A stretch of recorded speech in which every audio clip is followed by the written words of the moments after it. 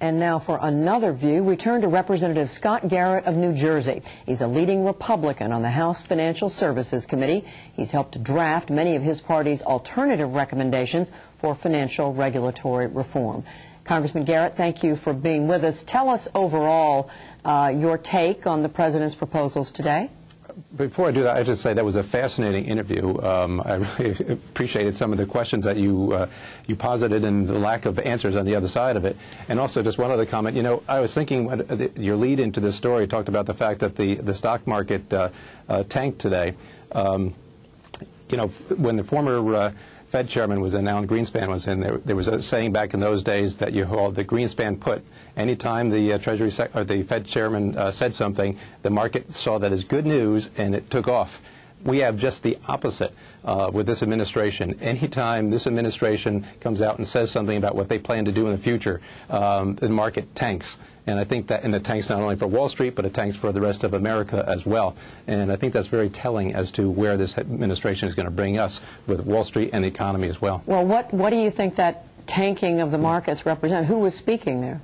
Well, I think they're responding to what this administration is rolling out here. You know, one of the telling comments that the Secretary said just now was he wants stability. And you follow that up with a great question asking for, saying that the market looks for stability in the marketplace, and will this do this? And he missed the answer, or he didn't give an answer. The market would want stability if they know what the game plan is, they know what the rules are today, and they can live with them and go forward. Well, we saw the administration come out early on in this year, the spring or the summer of this year, with their white paper saying this is what we want to do. I was at the White House when they rolled it out. I got a copy of it, read through it. That was all of their entire game plan. We've been working on this from June, July, August, September, October, November, December, all these months. And now, just when you have a political action over here in Massachusetts, they come out with, well, a clarification with brand new things. How does that bring about the stability that the marketplace is looking for? And we did hear his response to those questions about the timing of it. Let me just ask you, though, there really wasn't an answer to it. He says, we've been working on this. You raised the right question about Paul Volcker.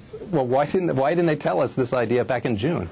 And without rehashing the whole interview, sure. He talked about December and impetus right now that the Senate legislation comes in. But let me ask you about one half of this, at least, and that is ensuring no bank owns, invests in, or has any sponsorship of a hedge fund or private equity fund. What about that part of the proposal?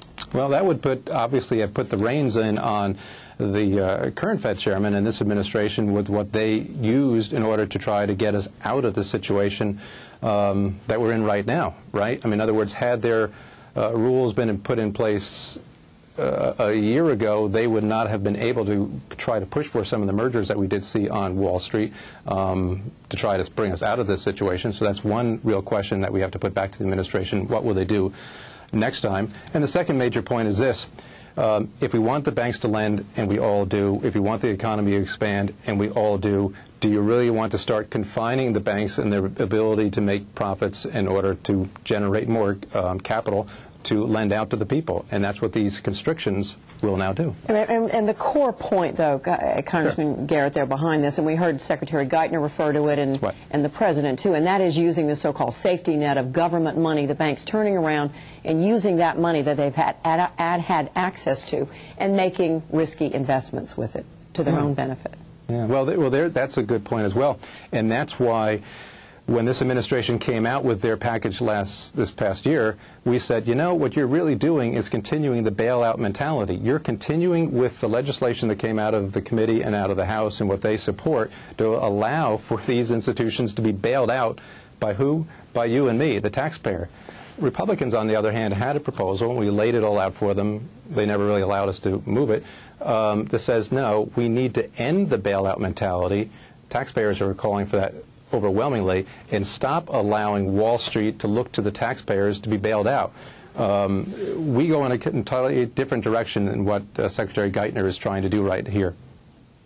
Well, let me just understand. So going forward, would you and other Republicans support the idea of making sure a bank does not own, have the ability any longer to own a private equity fund or a hedge fund? No, we wouldn't, and we wouldn't see the need for it because we would not support the idea of that institution being totally bailed out again by the taxpayer.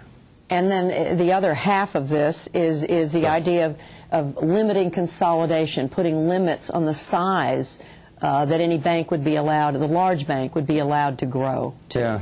You know, years ago, and not too long ago, the United States had some of the majority of the largest financial institutions in the world. Now we've gone down to the point where you can count them on one hand, and whereas the rest of the large financial institutions elsewhere in the world, if what this administration says is we're going to tie the hands even more so that we're going to put a limit on them, Secretary answered your question by saying, do you want to dismantle them? Effectively, he should have said yes, because that's what their legislation allows them to, the administration to do, to dismantle them when they get larger than they want them to be.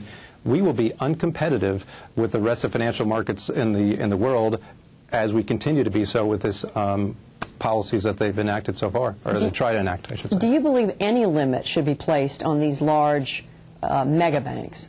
Sure. The limit should be on the other side of the page. The limit should be that the taxpayer should not be the avenue for recourse when they have problems. When the banks grow to, or when these financial institutions grow to such a size that they can't sustain themselves or what have you, or they have problems, economic problems, financial problems, they should not be able to look back to you and I, the taxpayer, to be bailed out. That's where the limit should be. You put that limit on, and you will not find yourself so much in the situation that we came to today. So go ahead. How would you enact that? Well, we have legislation that we had proposed. We do have the idea of, a council of regulators out there, so the council of regulators can get all the information out that they need and look over the horizons, what have you. So we support that general idea. We don't go as far as the administration wants to. We have the idea of saying that put limitations on the bailouts so that the bailouts don't occur in the future, so that we don't have to look to see AIG situations or Bear Stearns situations or the Fannie Mae or Freddie Mac, which is probably going to be more money spent on those two institutions than the Congress spent on the TARP program. We're going to have to leave it there. Okay. Representative Scott Garrett, we thank you very much. I appreciate the chance to be with you again. Thanks so much.